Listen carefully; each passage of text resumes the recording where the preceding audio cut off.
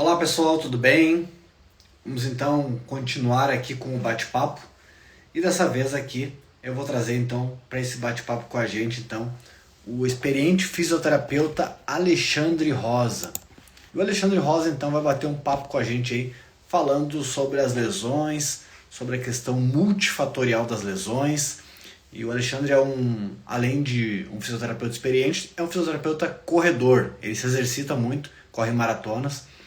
Até vou dizer aqui, o Alexandre Rosa é registrado no CREFITO número 49299 e inclusive ele tem o site oficial dele aqui, já vou deixar de antemão, já de início, corrersemlesão.com.br, corrersemlesão.com.br. Então o Alexandre Rosa aqui vai conversar um pouquinho com a gente então sobre as lesões mais comuns em corredores. Vamos lá. O Alexandre está chegando aqui. Bacana com a gente aqui, bem didático, dinâmico, 20, 30 minutos para a gente ajudar o corredor a entender aí, o profissional de educação física a entender aí as lesões mais comuns. Fala, Darlan, tudo bem? Bom dia, meu camarada. Bom dia. E aí, tudo certo com você? Graças a Deus, Darlan, tudo bem? Acabei de finalizar aí um treino aí de 36 rumo à Maratona de Porto Alegre, né? E pronto aí para bater esse bate-papo aí com vocês. Legal, até fiquei surpreso, falei, 36, você é louco, é muita quilometragem aí. Pois é, Alexandre, muito obrigado. Você me confirma se eu não errei nada aqui, eu falei corrersemlesão.com.br, é isso mesmo? exatamente, é o site. Crefito 49299. Exatamente. Aí, ó, viu? A gente aqui é profissional, a gente não trabalha com amador, não. Pois é, eu sei disso. Alexandre, o bate-papo então é lesões mais comuns. Obviamente que o corredor vai capaz de ter acesso a esse conteúdo no futuro aí, mas a ideia aqui é trazer para o profissional de educação física.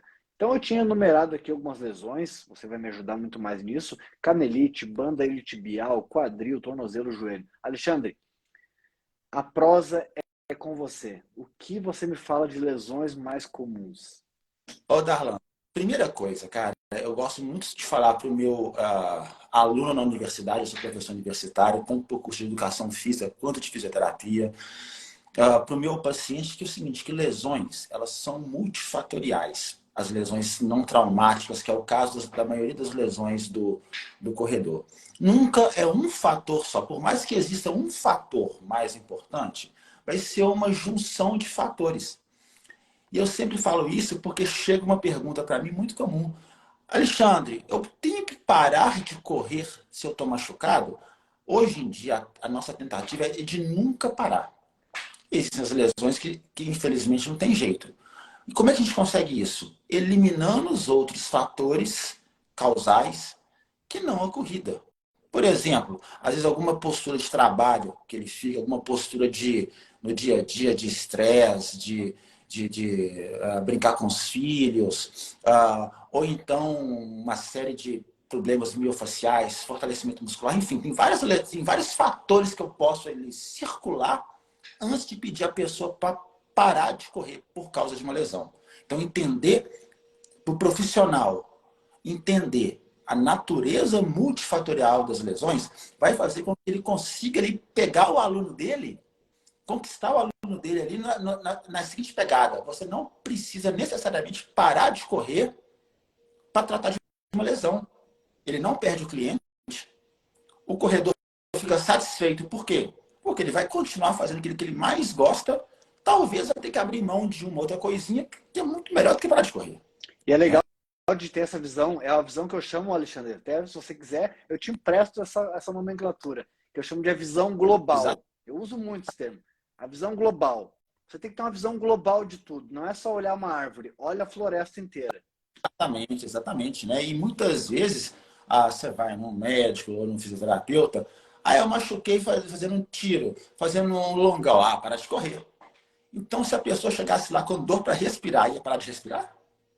Né? Então, é o primeiro ponto que eu gostaria que o seu aluno, a pessoa que estiver assistindo esse conteúdo, tivesse em mente. natureza multifatorial das lesões, analisar fatores de risco em qualquer lesão que seja, e tentar, antes de mandar parar de correr, parar de fazer atividade física, tentar abordar esses fatores, entender esses fatores e abordar. Tá? Fantástico. E quando a gente fala de fadiga, que também tem a ver, mas obviamente que não é o intuito aqui, a gente sempre fala da fadiga crônica e aquela fadiga pontual. Mas a fadiga crônica, ela vem uma fadiga residual que vem trazendo, né? O Alexandre hoje fez 36, amanhã é provável que o Alexandre está com aquela fadiga residual. E na lesão acontece isso também de ter, né, esse rastro, esse arranhadura que já vem vindo, né, Alexandre? Que seria então um residual, não daquela lesão aguda, pontual, mas geralmente ela vem de maneira crônica, é isso que você quer me dizer? Exatamente, né? E outra coisa, não confundir dor com lesão. O corredor, ele vai ter dor, igual você falou aí, ó, eu fiz 36 hoje, as próximas 48 horas é curtir a dor muscular tardia aí. Né? E não necessariamente isso é lesão. Né? O corpo, ele dá sinais dessa lesão, ele mostra essas ranhuras, igual você falou aí.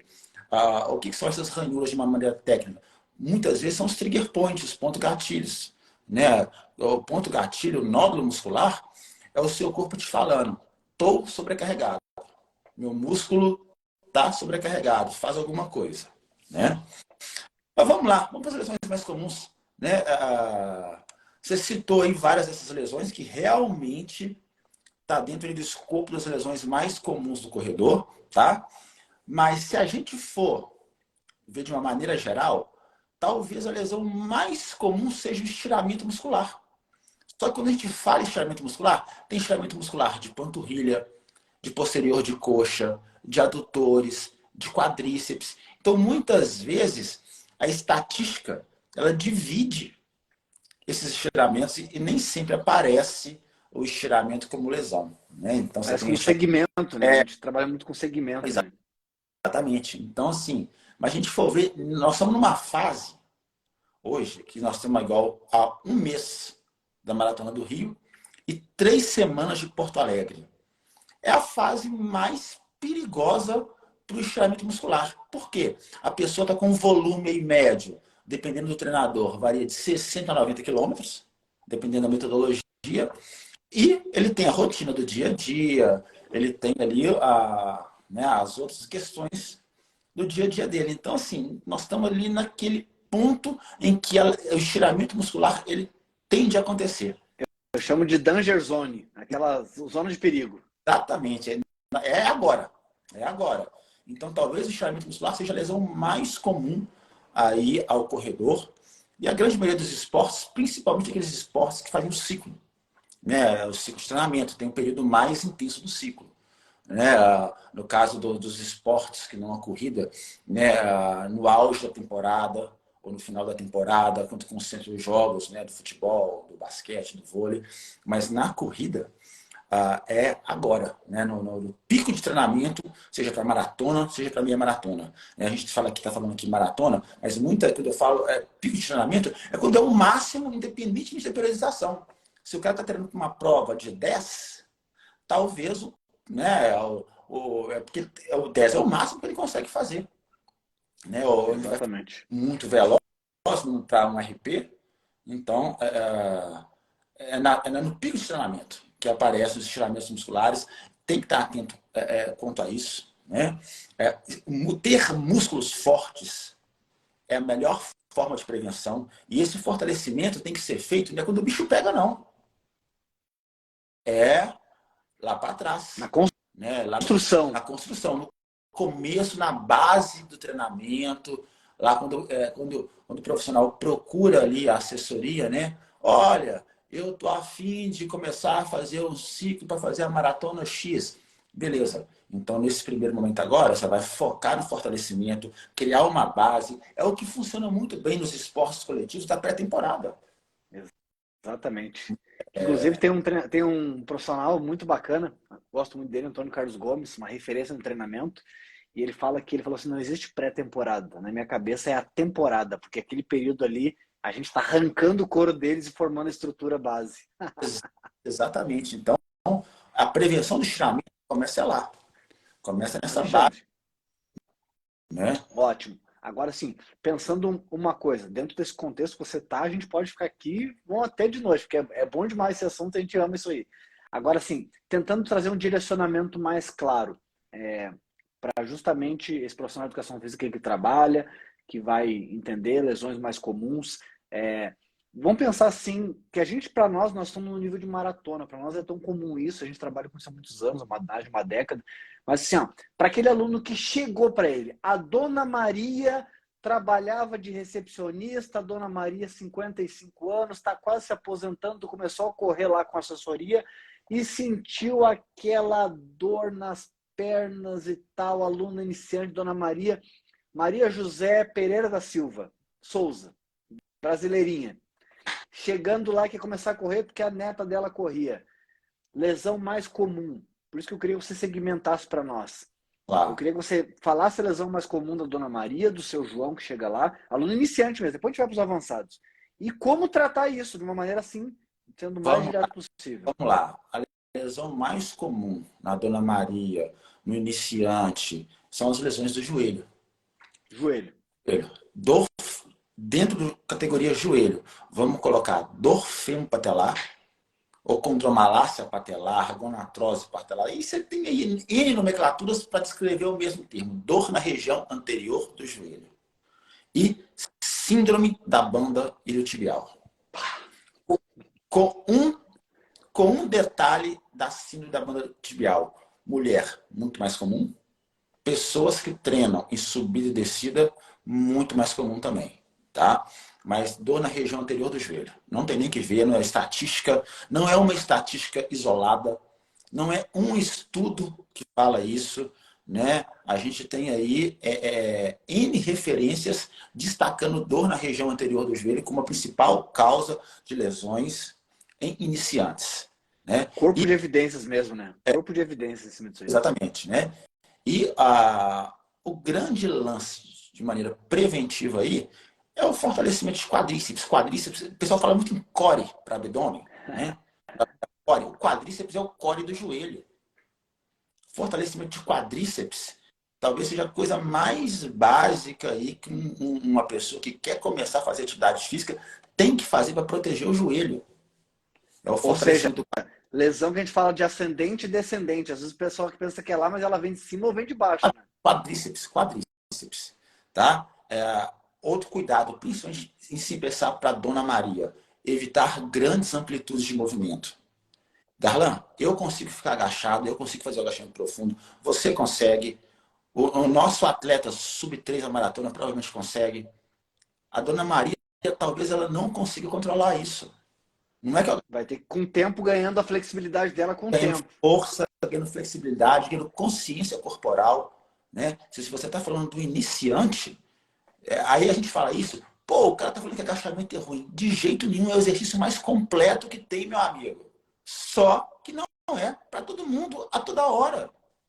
É Entendeu? devagarinho, vamos levando ela, vamos trazendo ela, vamos A conduzindo. sua pergunta em cima da Dona Maria, 55 anos, brasileiríssima, pelve larga, é controlar ali as amplitudes de movimento no início. Quando ela tornar a Dona Maria, que é a atleta sub-60, que já consegue ali fazer A meia voando. a meia voando, né, a coisa de 10 ali, mas é fácil. Aí beleza, aí você tá com agachamento nela, não tem importância nenhuma, o agachamento é super completo, mas o cuidado que o personal tem que ter no início é isso, é controlar as amplitudes de movimento. Amplitude de movimento curta, ela é segura. E se for pensar num atleta de corrida, a corrida é uma atividade que utiliza baixas amplitudes de movimento. Tá? Então você não precisa, nesse primeiro momento, ficar fazendo a Dona Maria agachar além de 90 graus. Você não precisa pedir a Dona Maria para fazer grandes amplitudes de movimento, porque Cargas absurdas. águas absurdas. Então, talvez para ter cuidado com o joelhinho ali da Dona Maria, esse seja o primeiro passo. Fortalecer quadríceps e controlar a amplitude de movimento. Fantástico, fantástico. Falar com um profissional é outro nível, né? Mas legal, dentro desse contexto, A Dona Maria, já que a gente pegou ela aqui como sujeito desse estudo de casos aqui, a Dona Maria falou: Alexandre, mas minhas canelas tá doendo aqui, minhas pernas na frente, não sei o que o treinador fez, eu não sei se é eu costurando ontem lá em casa, que eu tava bordando, mas as minhas canelas tá doendo. Canelite é comum, Alexandre? A canelite não vai ser a lesão mais comum da Dona Maria.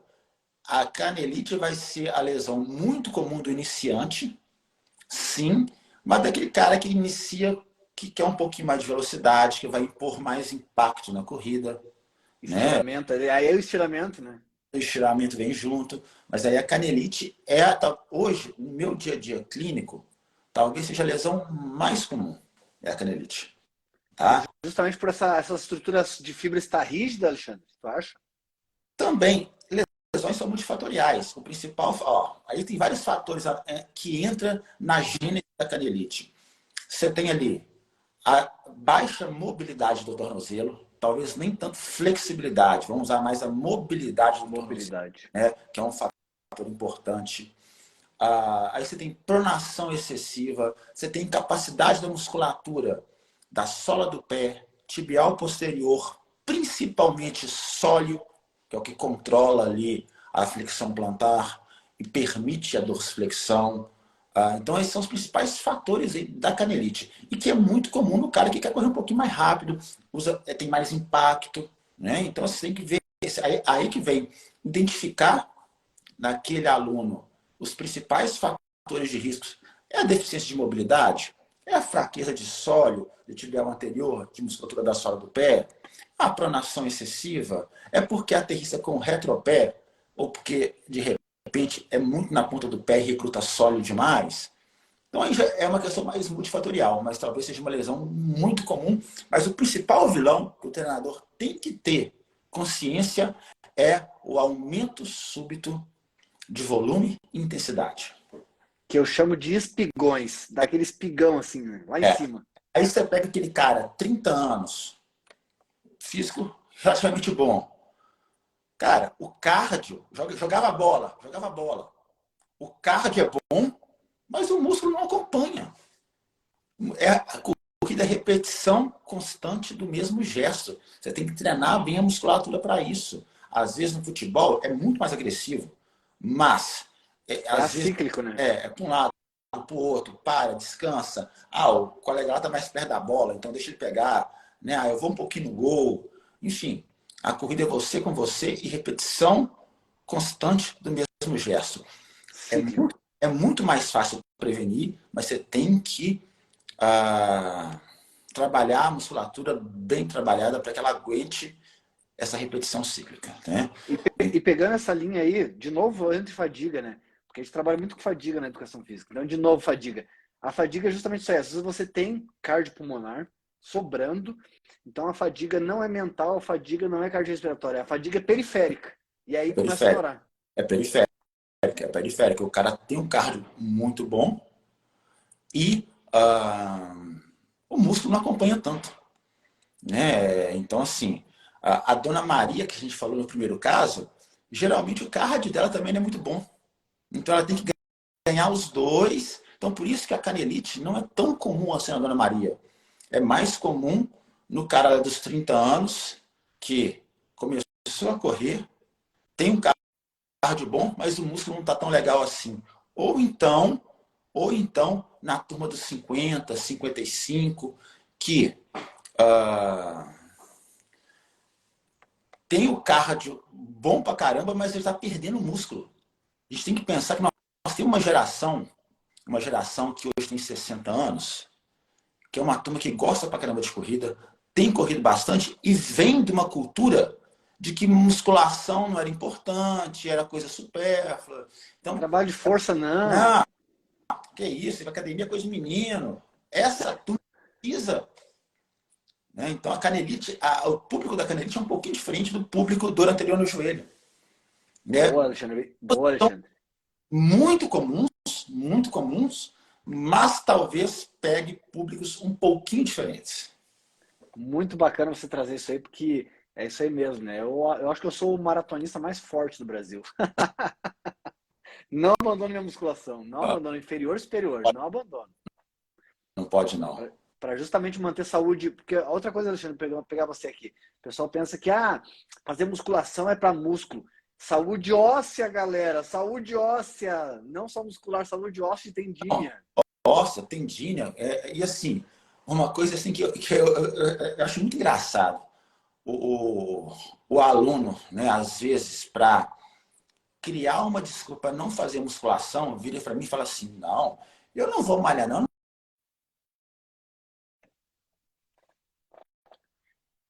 Vida para ganhar massa muscular. Você acha que você indo 2 vezes na academia você vai ficar forte? Me ajuda, né? Nossa, para ganhar massa muscular é uma dificuldade ali. Nossa, com muito esforço, 5, 10% depois de alguns meses. Não, e se alimentar direitinho, se cuidar, né? Dormir. Dormir, né? O cara vai lá na academia 2 vezes, não vai te tornar pesado para correr, não. Pode ir tranquilo que vai dar certo.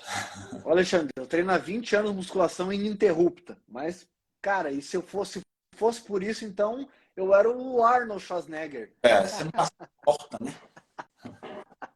Alexandre, dentro desse contexto que a gente está falando, a gente falou um pouquinho da canelite, a gente falou um pouquinho de alguns segmentos.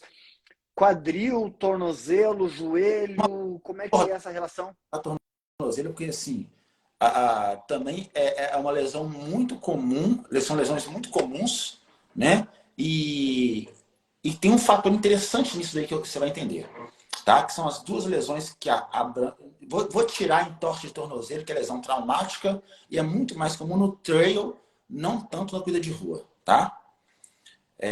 Aí você vem a tendinopatia de Aquiles e a fascite plantar, que são duas lesões também muito comuns. Eu acho as lesões do pé as lesões mais chatas. Por quê? Às vezes você vira pro cara e fala assim: evita dobrar demais o joelho, evita de subir e descer a escada para não forçar muito o joelho. Como é que eu falo? Não pisa sujeito. Tudo é o pé, né? O pé você tem que pisar, você tem, até que você andar errado, até Tomar você, banho. você tem que colocar o pé no chão. E canelite e fascite plantar estão associadas com uma coisa muito interessante que é sobrepeso, que é algo assim endêmico, se não pandêmico, né? O mundo inteiro praticamente sofre com problemas de obesidade. E muitas vezes as pessoas procuram a corrida por causa de sobrepeso. Para reduzir peso. São as lesões mais comuns nesse grupo, né? Da pessoa mais cheinha que quer começar a correr, tá? E vale também para a turma que não é cheinha, mas é igual eu, é muito alto. Eu tenho 1,95 m. Eu, magro, peso 92 quilos.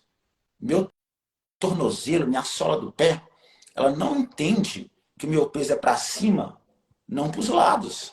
Ela sabe que é 92 quilos ali. Então, são duas lesões muito comuns aí na corrida, fascite plantar e tendinopatia de Aquiles, muito associadas a sobrepeso, né? E aí entra um negócio que é chato pra caramba, tanto pro aluno quanto pro personal, que é o trabalho da musculatura da sola do pé. Negligenciado por nós. Negligenciado. Cara, é chato. É chato pra caramba. Você fica lá puxando uma toalhinha, ou você fica lá fazendo força. Hoje em dia você tem N exercícios mais dinâmicos aí, né? Mas você tem ali. Mas é chato no geral. E é uma musculatura super importante. O pé é a interface sua, do corpo, com o chão. É a parte do seu corpo que toca o chão. É a parte do corpo que Alexandre, está dentro do tênis. dentro desse contexto você falou duas coisas que eu quero fazer. Às vezes o pessoal pensa, eu vou voltar nisso aqui, mas duas coisas que você falou que eu tenho que pegar aqui, são dois ganchos, eu não posso esquecer. O pessoal pensa assim, beleza, o cara lá tá gordo, ele tá obeso, eu tô bem. Só que sobrepeso também é um problema, dá sobrecarga. Sobrepeso é um problema, não chega a ser obesidade, não chega a ser Uhum. aquele cara gordão, mas é sobrepeso e incomoda. E o segundo gancho que eu queria pegar com você aqui é que, de novo, Antônio Carlos Gomes, para mim uma referência, o cara que mais treinou atleta no Brasil. Quando o Ronaldo pisou no Corinthians, chamaram ele ali, ele foi cuidar de Ronaldo. Ele fala, inclusive, nos cursos dele de corrida, sobre essa importância de você fazer exercício com os dedos É, puxando. Ele fala muito da importância do pé. Cara, você está falando exatamente o que Antônio Carlos Gomes, maior referência no corrida de rua hoje, fala. é muito importante e às vezes vale a pena, né, o treino descalço para ativar os receptores da sola do pé. Eu não estou aqui defendendo o correr descalço, que eu acho que isso já é outra pegada, Outro assunto, outro universo. né? Mas assim, é fazer exercícios descalço às vezes. Eu odeio andar descalço. Eu estou dentro da minha casa aqui agora de tênis, tá? Mas eu faço isso como exercício. Para mim, eu me obrigo às vezes a andar descalço, superfícies irregulares, para ativar a musculatura da sola do pé. Muitas vezes você não precisa nem fazer o exercício, né? Pé tocando em estruturas com rigidez e espessuras diferentes. Já ajuda bastante, né? Mas fortalecer a musculatura da sola do pé vai ser fundamental na prevenção da fascite plantar e vai ajudar bastante em todas as lesões que a pronação e a supinação são fatores de risco importantes. Ótimo. Obviamente que, como você falou, multifatorial, assim como a prevenção e o tratamento passa por uma boa hidratação, E um bom sono, uma boa nutrição. Tenho certeza que você pega casos que, se o cara tem todos os fatores mais controlados, é muito mais rápida a recuperação do que um cara que não toma água, não come bem, não dorme bem, né, isso Alexandre? com certeza, né? Você tem que ter ali o substrato para o músculo responder a um treino, né? Seja ele de fisioterapia, seja ele um treinamento visando rendimento, né? Você tem que ter aí uma força muscular. Isso, para ter isso, você tem que ter ali as substâncias que compõem o músculo, né? Então isso é importante. Ele tem que ser pensado. Eu não costumo entrar muito nessa área, por quê? Eu acho assim, que é tão específico, às vezes a necessidade de cada um é tão individual, igual uma avaliação biomecânica, é complicado você mudar todo mundo a alongar uma mesma coisa, fortalecer uma mesma coisa. Essa questão nutricional eu sempre encaminho para o profissional. Eu não me Sim. sinto assim, apto a. Eu dou conselhos, mas são conselhos sempre superficiais e oriento se existe uma demanda mais específica que procure um profissional de nutrição capaz de ajudar. Eu mesmo sou acompanhado por uma, então assim, eu vejo essa importância. Ótimo. Alexandre, outra coisa que é importante. A gente falou da banda iliotibial, que é uma lesão que pelo que a gente aqui como treinador enxerga muito. É, eu queria que você falasse um pouquinho dessa diferença que as pessoas, pouca gente sabe dessa diferença do tratamento de uma lesão muscular, né, que tem uma irrigação ali sanguínea, já antecipando aqui, e de uma lesão tendínea fascicular, que ela, pô, ela sabe, o pessoal quer que tenha a mesma velocidade de tratamento, mesma forma de tratamento. Nós estamos falando de estruturas diferentes. Eu queria que você esmiuçasse um pouquinho dessa diferença de tratar a banda iliotibial de uma distensão na posterior da coxa. Aí tem duas coisas que pegam bastante. Uma você já abordou aí, que é a composição bioquímica, histológica dessas duas estruturas, né? Você tem um músculo muito mais vascularizado, uma perfusão sanguínea e neural muito rica, uma migração de células satélites musculares fantástica que permite que uma pessoa consiga recuperar um estiramento muscular em até 15 dias se bem tratado, né? Eu pegando atletas hoje, essa semana, que tiveram estiramento e vão correr Rio e Porto Alegre. Eu falei assim, calma que nós vamos conseguir. Quando a gente fala em lesões tendíneas, muda um pouquinho a figura. Por quê? Você tem uma irrigação mais pobre. Então você tem, no caso da fisioterapia, por exemplo, você tem que buscar recursos extras para tentar melhorar a irrigação na região. Hoje nós temos uma ferramenta assim, fantástica que é a terapia de onda de choque, o Shockwave Therapy, que é uma adaptação da litotripsia, né, que é aquela de quebrar a pedra nos rins, com o uso ortopédico. Você tem uma onda de choque ali, né, uma onda mecânica que estimula tendão, as estruturas básicas, músculo, tendão, a produzir células mais rápido, tá? Mas a gente sabe que nem todo mundo tem acesso a esse tipo de recurso. A gente tem que contar com aquilo que a gente tem.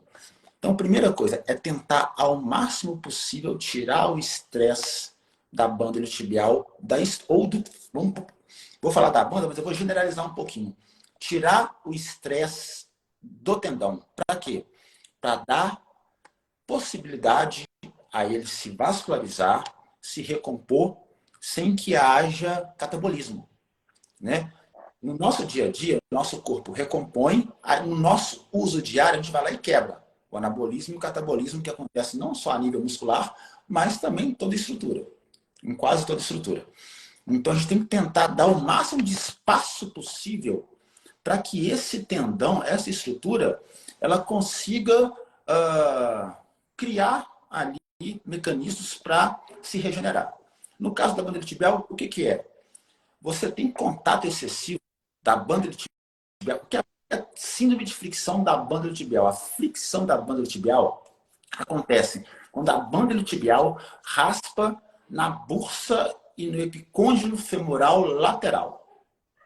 E isso acontece entre 30 e 50 graus de flexão do joelho, que é exatamente a amplitude de movimento mais comum do joelho na corrida. Na corrida, o joelho fica quase o tempo todo entre 30 e 50 graus, que é exatamente onde a banda raspa. Ah, mas como é que você manda seu paciente então parar de correr? Eu não mando ele parar de correr. Eu mando ele reduzir o tamanho do passo para que ele fique menos tempo nessa amplitude. Então, uma Então, dica aqui, Alexandre, uma dica aqui, então, é correr com o passinho mais miudinho. sim, sim. Eu não gosto de mudar muito a biomecânica da pessoa, mas nesses casos, sim. Uma dica que eu Passinho dou, mais... o passo curto ele vai ser sempre mais seguro. Você sacrifica a performance em prol da segurança. E manter o Tá? cardio, né, Manter o Alexandre? carro. E tá te ajudando, né? O lance era não parar para poder continuar correndo, treinando. A forma que ele tem de não parar é essa, tá? Então eu E reduzi um Alexandre, pouquinho. e na banda, dentro desse contexto, eu te atrapalhando um pouquinho o teu raciocínio aqui, mas eu não posso perder você aqui. Gelo ou água quente? Ô, Darlan, para começar, acho os dois recursos em termos da Na banda banda. secundários. Vou explicar por quê, tá? Logo depois do treino, naquela hora, 1h30, 2 horas depois do treino, você pode colocar um gelinho ali que vai ser a melhor opção. Por quê? Existem, quando eu falo treino, seja de musculação, seja de corrida, qualquer coisa que irrite a banda. Você pegar aquelas microlesões existentes após uma atividade e diminuir ali essas microlesões, tá? Após essas 2 horas, se não houver uma inflamação grande, intensa, o gelo vai atrasar o processo de recuperação, tá? Não, você não tem que necessariamente colocar o calor. Mas numa fase crônica, inflamação dura no máximo 7 dias.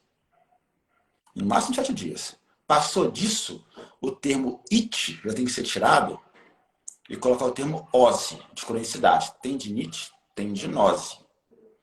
Só que geralmente a gente não faz isso, né? Então, gelo ali na banda, você vai colocar ou depois da atividade física, que vai ficar dolorido ali, microlesões, ou se realmente você observar todos os sinais inflamatórios, dor, calor, rubor e tumor. Tiver doendo, tiver quente, tiver inchado e roxo. Que são os 4 sinais inflamatórios. Aí beleza. Aí você faz ali o gelo. Nessa ocasião, em qualquer circunstância, o gelo é fundamental, o gelo ajuda. Tirando isso, o gelo é conforto. O gelo é igual botinha de compressão pneumática, o gelo é igual uma massagem leve, o gelo é igual aquele choquinho típico da fisioterapia, é conforto. Você quer ter conforto? Todo mundo quer. Então, beleza. Mas não encare o gelo assim como fator super importante num processo de reabilitação, principalmente num processo crônico. O gelo é legal, eu gosto de ver no futebol. O cara machucou ali na beirada do campo, o cara vai lá e coloca o gelo. Perfeito. Se você, no seu ambiente de corrida, você tem ali, machucou alguém para colocar o gelinho rápido ali em você, legal demais. Mas de maneira crônica, como forma de tratamento não agudo, nem subagudo, o gelo ele passa a ser total coadjuvante. O que é importante no caso da fáscia? Tirar a pressão, tirar a tensão da fáscia. Como é que você tira? Evitando movimentos como adução excessiva do quadril, aqueles movimentos que você cruza uma perna sobre a outra, para o corpo, o peso do corpo todo em cima de uma perna, que causa uma adução do quadril e façam que a banda comprima mais a bursa que inflama ali no joelho. Nada de descer ou subir, correr no plano. Correr no plano, correr no plano. Pra quê? Né? Nós estamos querendo tirar fator de risco. A descida, principalmente, vai ser um fator de risco. Outra coisa importante, a musculatura lateral da coxa, ela fica toda enrijecida. Não só em casos de síndrome de fricção da banda tibial, mas principalmente em casos de síndrome de fricção da banda tibial. Você passar o rolinho ali naquela região lateral, ou fazer a terapia manual na região lateral, não na banda onde ela raspa. Se você passar o rolinho ali, se você apertar naquela região, você vai inflamar mais ainda. É um pouquinho acima na musculatura. Você ajuda muito mais do que fazer um gelo, um calor, um recurso térmico. Entendeu? Então, assim, no caso Alexandre, vou te mostrar aqui, ó. Pois é, ó. Eu tenho um amigo que brinca que ser o fisioterapeuta portátil dele. Mais em cima, né, Alexandre? Não na banda, né? Mais em cima. Mas não ali aonde está doendo, na lateralzinha do joelho ali. Já está estourado, vai botar mais pressão ali. Se você colocar mais pressão, ali, se tanto gelo ou calor trouxer conforto, se não for na fase aguda, pode colocar. É conforto. Alexandre. É conforto. Ótimo. Agora uma outra coisa que é muito comum, já peguei inúmeros casos aqui, que eu estou bastante na banda de tibial, que pega pra caramba aqui e a gente está discorrendo sobre ela. Vamos lá. Muitos alunos já vêm com prescrição de diprospan, anti-inflamatório de diprospan.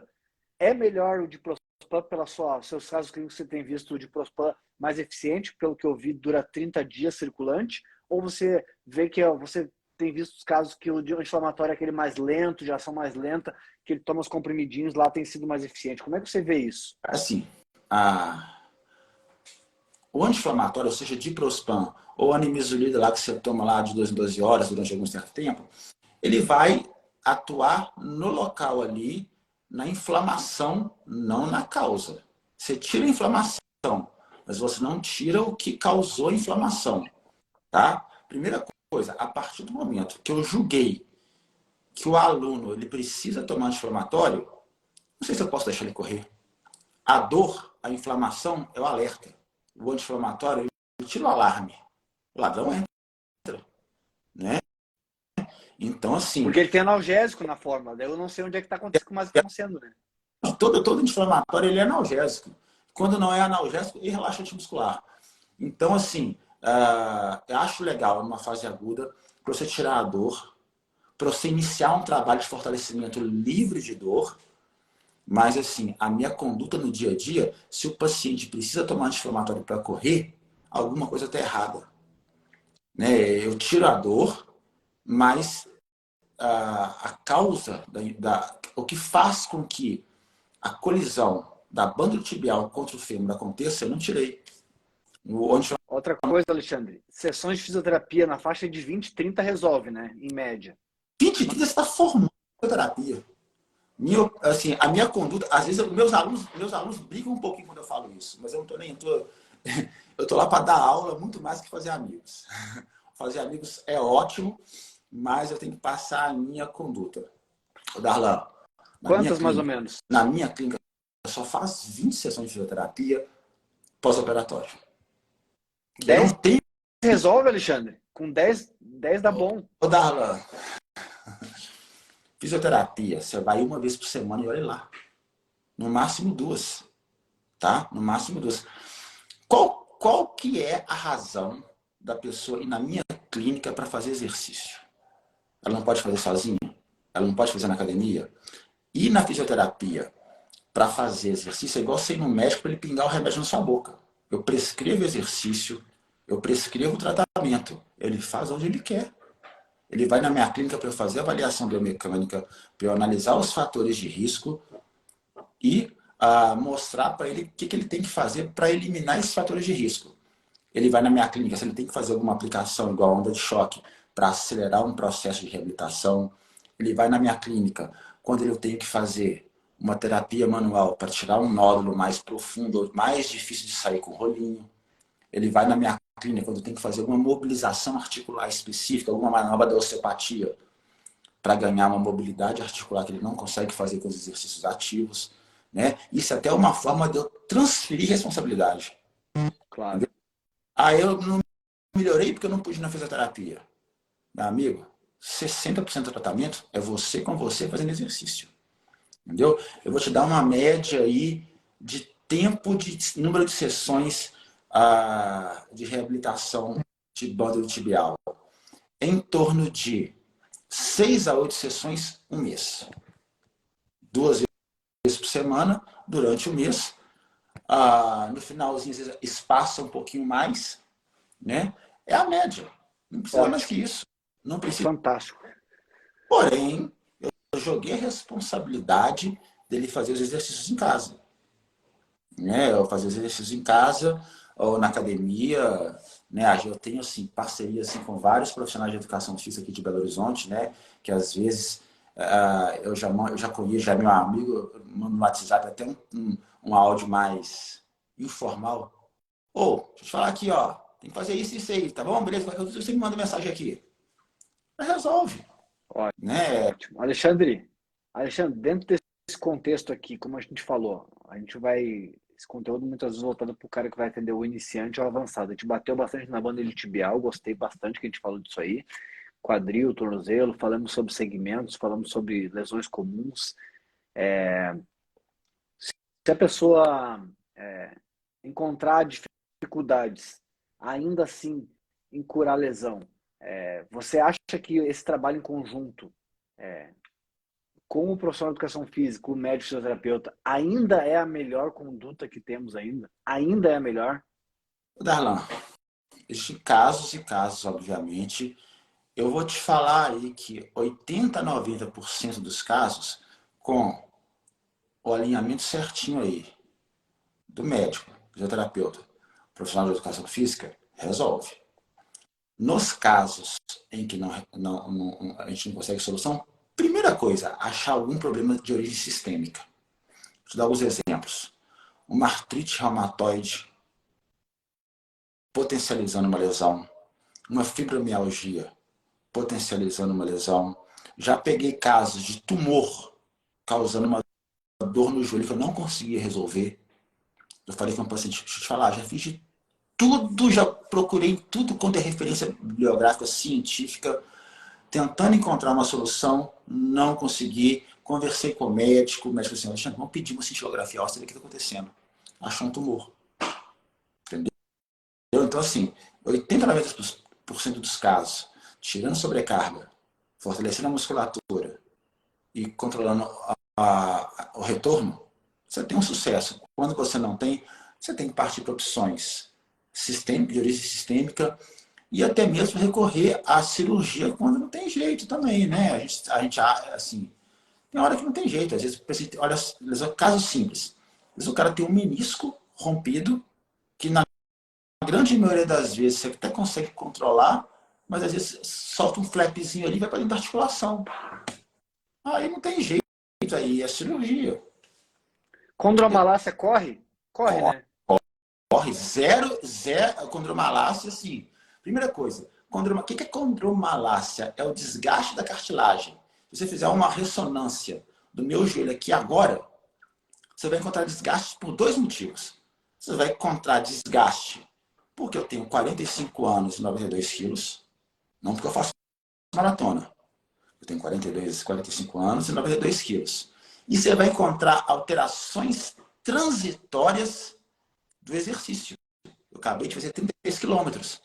Se você fizer uma ressonância agora, nesse exato momento do meu joelho, você vai ver ali condromalácia um grau 3, por exemplo.